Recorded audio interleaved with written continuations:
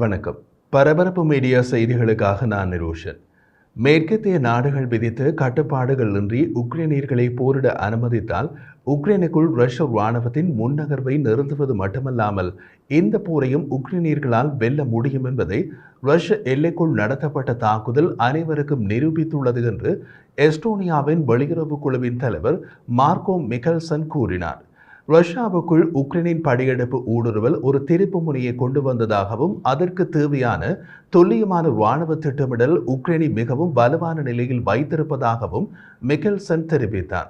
உக்ரைனிய படைகள் கடந்த மாத தொடக்கத்தில் ரஷ்யாவின் குர்ஸ்க் பிராந்தியத்தில் திடீர் படையெடுப்பை நடத்தியதுடன் கடந்த வாரம் வரை கிட்டத்தட்ட 1450 சதுர கிலோமீட்டர் ரஷ்ய நிலப்பரப்பை ஆக்கிரமித்துள்ளதாக உக்ரைனின் இராணுவ தளபதி கர்னல் ஜெனரல் அலெக்சாண்டர் சிர்ஸ்கி தெரிவித்தார்.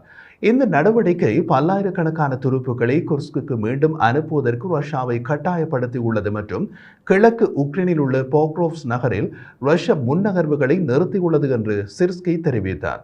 ரஷ்யாவுக்குள் உக்ரைனின் ஊடுருவல் எவ்வாறு முடிவடையும் என்பது தெளிவாக தெரியவில்லை. ஆனால் உக்ரைனின் மேற்கத்திய நட்பு நாடுகள் ரஷ்யாவுக்குள் இலக்குகளை தாங்க அவர்கள் வழங்கிய நீண்ட தூர ஆயுதங்களை பயன்படுத்த அனுமதித்தால் அது இன்னமும் சிறப்பாக இருக்கும் என்று இராணுவ வல்லுநர்கள் கூறுகின்றனர். மேற்கத்திய நட்பு நாடுகள் மே மாதத்தில் சில கட்டுப்பாடுகளை நீக்கின. உக்ரைன் அதன் எல்லையில் கட்டமைக்கப்பட்ட ரஷ்ய துருப்புக்களை தாக்க அனுமதித்தன. ஆனால் ஆழமான தாக்குதல்களை நடத்த மேற்கத்திய ஆயுதங்களை பயன்படுத்த இன்னமும் அனுமதிக்கப்படவில்லை.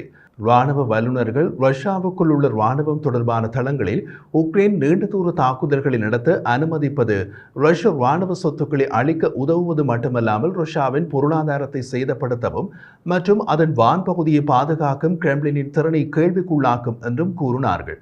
ஆனால் அமெரிக்க பாதுகாப்பு செயலாளர் லாய்ட் ஆஸ்டின் அமெரிக்கா மற்றும் பிற மேற்கத்திய ஆயுதங்களோடு ரஷ்யாவுக்குள் ஆழமான இலக்குகளை தாக்குவது ரஷ்யாவின் ஆக்கிரமிப்புக்கு எதிராக உக்ரைனின் பாதுகாப்பில் குறிப்பிடத்தக்க தாக்கத்தை ஏற்படுத்தாது என்று கூறுகிறார்.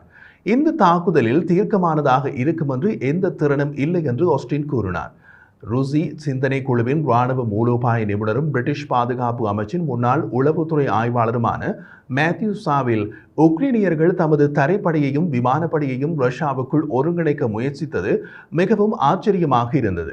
கிட்டத்தட்ட அது நடக்க முடியாத காரியம் என்றே பல இராணுவ நிபுணர்கள் கருதினார்கள் என்பது எனக்கு தெரியும் என்று கூறினார். ஆனால் உக்ரைனியர்கள் தமது தரைப்படையையும் விமானப்படையையும் ரஷ்யாவுக்குள் ஒருங்கிணைத்து காட்டினார்கள்.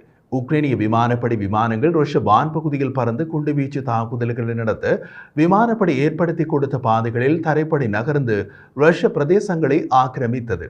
உக்ரைனின் இராணுவத்தை பொறுத்தவரை அவர்கள் செய்யக்கூடிய கணக்கீடு என்னவென்றால் அவர்கள் ஒரு வலுவான பாதுகாப்பை தங்கள் எல்லையில் ஏற்படுத்த முடிந்தால் அவர்கள் ரஷ்யர்களை திறம்பட சமாளிக்க முடியும். எல்லைக்கு அப்பாலும் மற்ற நகரங்களில் மேலும் திறம்பட செயற்பட முடியும் என்றும் அவர் கூறினார். உக்ரைனில் ரஷ்ய உயிரிழப்புகள் போர் தொடங்கிய காலத்திலிருந்தே அதிகமாக உள்ளன. ஆனால் குறிப்பாக சமீபகால மாதங்களில் மிக மிக அதிகமாகிவிட்டது. பிரிட்டிஷ் பாதுகாப்பு அமைச்சின் ஜூலை மாத உளவுத்துறை புதுப்பிப்பில் மே மற்றும் ஜூன் மாதங்களில் மட்டும் 70,000க்கும் மேற்பட்ட ரஷ்ய துருப்புக்கள் கொல்லப்பட்டிருக்கலாம் அல்லது காயமடைந்திருக்கலாம் என்று கூறியது. பல போர் முனைகளில் ரஷ்யா போரிட்டதாலும் உக்ரைனிய தடுப்பு மற்றும் ரஷ்ய பயிற்சியின்மை காரணமாக அதிகளவு ஆட்பல இழப்பு ரஷ்யாவுக்கு ஏற்பட்டது என்றது பிரிட்டிஷ் இராணுவ உளவுத்துறை. இது ஒரு நாளைக்கு 1100க்கும் அதிகமான உயிரிழப்புகளின் விகிதமாகும். மேலும் ரஷ்ய படைகள் தொடர்ந்து பெரும் இழப்புகளை சந்திப்பதற்கான அறிகுறிகள் உள்ளன. 24 மணி நேரத்தில் ரஷ்யா 1300 துருப்புக்களை இழந்ததாக உக்ரைனின் ஆயுதப்படைகள் நேற்று திங்கட்கிழமை தெரிவித்தன. அது உக்ரைனுக்குள் ஏற்படும் ரஷ்ய உயிரிழப்புகள். உக்ரைனால் ரஷ்யாவின் குர்ஸ்க் பிராந்தியத்திற்குள் தொடர்ந்து முன்னகர முடிந்தால் அதற்கான ஆட்பலம் அவர்களிடம் இருந்தால் குர்ஸ்கில் உக்ரைனுக்கு எதிராக போராடும் ரஷ்ய துருப்புக்களுக்கு பெரும் இழப்பை ஏற்படுத்தக்கூடும். காரணம், குர்ஸ்கில் உள்ள ரஷ்ய துருப்புக்களின் மிகப்பெரிய சதவீதமானவர்கள் மோசமாக பயிற்றுவிக்கப்பட்டதாக தெரிகிறது. உக்ரைனிய இராணுவத்தின் ஊடுருவலுக்கு பதிலடி கொடுக்க இதுவரை அனுப்பப்பட்ட பல ரஷ்ய படைப்பிரிவுகள் இளம் அனுபவமற்ற மற்றும் கட்டாய ஆட்சேர்ப்பில் இராணுவத்தில் இணைத்துக் கொள்ளப்பட்ட துருப்புக்கள். அவர்களில் பலர் போர் புரியாமலேயே சரணடைந்ததை காணக்கூடியதாக இருந்தது. சிஐஏயின் துணை இயக்குனர் டேவிட் கொஹன் நேற்று திங்கட்கிழமை பாஸ்டனில் நடந்த பாதுகாப்பு மாநாட்டில் பேசிய போது உக்ரைன் இராணுவத்திடமிருந்து குர்ஸ்கை மீட்பது ரஷ்யாவுக்கு கடினமான போராட்டமாக இருக்கும் என்று கூறினார். அதே மாநாட்டில் பேசிய ராண்ட் கார்ப்பரேஷனின் போர் நிபுணரான மைக்கேல் போர்னட் ரஷ்யா குர்ஸ்கை திரும்பப் பெறுவதற்கு மிகவும் உயர்ந்த விலை கொடுக்க வேண்டி இருக்கும். கிழக்கு உக்ரைனில் நகரங்களை கைப்பற்ற ரஷ்யா முயற்சிக்கும் நிலையில் அவ்வளவு பெரிய விலையை ரஷ்யாவால் கொடுக்க முடியாது. அதனால் தான் புட்டின் குர்ஸ்கை மீட்பதற்கு தீவிர முயற்சிகளை செய்ய முடியாத நிலையில் உள்ளார் என்று கூறினார். அவர் கூறும் கோணம் சரியானதுதான். ஆனால் குர்ஸ்க் விஷயத்தில் மற்றொரு கோணமும் உள்ளது. அது ரஷ்ய இராணுவத்தின் போர்ப்பாணி. அது என்னவென்றால், போதிய ஆட்பலத்தை புட்டினால் அனுப்ப முடிந்தாலும் குர்ஸ்கை மீட்பது ரஷ்யர்களுக்கு வேறு பல ஆபத்துகளுடன் வருகிறது. போரின் தொடக்கத்திலிருந்தே ரஷ்ய இராணுவத்தின் போர்ப்பாணியை பார்த்தால் அதில் ஒரு பொதுவான அம்சம் உள்ளதை கவனித்திருக்கலாம். அவ்வகை போரை இராணுவ பரிபாஷையில் அரைக்கும் போர், அதாவது கிரைண்டிங் வார் என்று அழைப்பார்கள். அது சோவியத் பாணி போர். அரைக்கும் போர் என்பது ஒரு பிரதேசத்தை ஆக்கிரமிப்பது என்றால் ஒரு நகரை தரைமட்டமாக்கி எதிரிக்கு மறைவிடம் இல்லாது செய்து ஆக்கிரமிப்பது. சில போர் பார்வையாளர்கள் இது ரஷ்யாவின் வெற்றி கோட்பாடின் ஒரு அங்கம் என்று கூட வாதிடுகின்றனர்.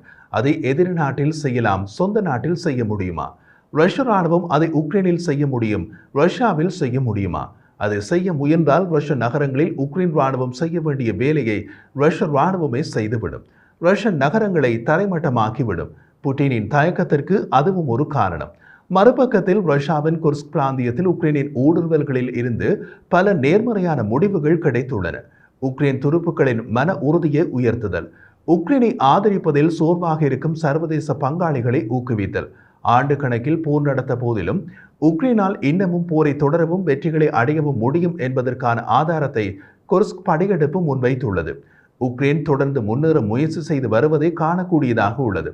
அவர்களது முன்னகர்வு குர்ஸ்க் பிராந்தியத்தின் தலைநகரான குர்ஸ்க் நகரத்தை நோக்கியே உள்ளன. ஆனால் எமது ஊகம் சரியாக இருந்தால் உக்ரைன் ராணுவம் குர்ஸ்க் நகரை கைப்பற்ற முயற்சிக்காது. ஏனெனில் தற்போது வேண்டுமானால் அதை கைப்பற்ற முடியும், ஆனால் அதை தக்க வைத்துக் கொள்ள பெரிய ஆட்பலம் தேவை. தெற்கு உக்ரைனில் ரஷ்ய ராணுவம் கைப்பற்றிய ஒரே ஒரு பிராந்திய தலைநகரம் கெர்சன் நகரம். அதை தக்க வைத்துக் கொள்ள முடியாமல் ரஷ்ய ராணுவம் கெர்சன் நகரை கைவிட்டு பின்வாங்கியதை உக்ரைன் ராணுவம் பார்த்திருக்கும். அதிலிருந்து பாடங்களை கற்றிருக்கும். ரஷ்ய ராணுவம் உக்ரைனுக்குள் சென்றதற்கும் உக்ரைன் ராணுவம் ரஷ்யாவுக்குள் சென்றதற்கும் இடையே ஒரு முக்கிய வேறுபாடு உண்டு. ரஷ்ய ராணுவம் உக்ரைனுக்குள் போனது உக்ரைனின் 4 பிராந்தியங்களை ஆக்கிரமித்து ரஷ்யாவுடன் இணைத்துக் கொள்வதற்கு. அதனால் உக்ரைன் ராணுவம் ரஷ்யாவுக்குள் போன காரணம் நிரந்தர ஆக்கிரமிப்புக்காக அல்ல, ரஷ்யாவின் அதன் நாட்டுக்குள்ளேயே அழுத்தம் கொடுப்பதற்காக. அதனால் ரஷ்யா உக்ரைனின் 4 பிராந்தியங்களிலும் சாதகமாகவோ பாதகமாகவோ அனைத்து இடங்களையும் ஆக்கிரமித்தே ஆக வேண்டும். உக்ரைன் ரஷ்யாவுக்குள் தமது சாதகமான பகுதிகளை ஆக்கிரமித்தால் போதுமானது, அது பாதுகாப்பானதும் கூட. அதைத்தான் உக்ரைனியர்கள் செய்வார்கள் என்று எதிர்பார்க்கலாம்.